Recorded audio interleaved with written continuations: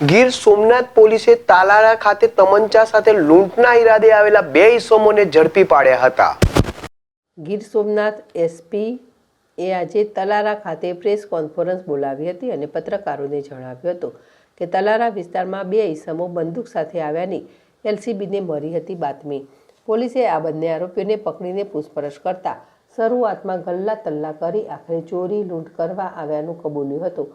આ બંને સાથી દિમાગી અને ગુનો કરવાની ટેવવાળા શખ્સોએ આંગળીયા પેઢીને રેકી કરી લૂંટની યોજના ઘડી રહ્યા હોવાની કબૂલાત આપી હતી। આ બંને ઈસમો જે સ્કૂટર લઈને આવ્યા હતા તે પણ અમદાવાદ ખાતેથી ચોરી કરી હોવાનું તપાસમાં સામે આવ્યું હતું। આ બંને શખ્સો માળિયાહાટીના રાજેશ સોલંકી અને કુલદીપગીરી અપારનાથી હોવાનું ખુલ્યું હતું। આથી આ બંને ઈસમો વિરુદ્ધ તલાલા પોલીસમાં ગુનો નોંધાવવામાં આવ્યો હતો। આરોપીઓ પાસે રહેલી દેશી તમંચો પણ પોલીસે કબજે કરી છે। 2 મોબાઈલ, સ્કૂટર અને તમંચા સહિત પોલીસે કુલ રૂપિયા 72,000નો મુદ્દામાલ કબજે કરી ધોરણસરની કાર્યવાહી હાથ ધરી છે।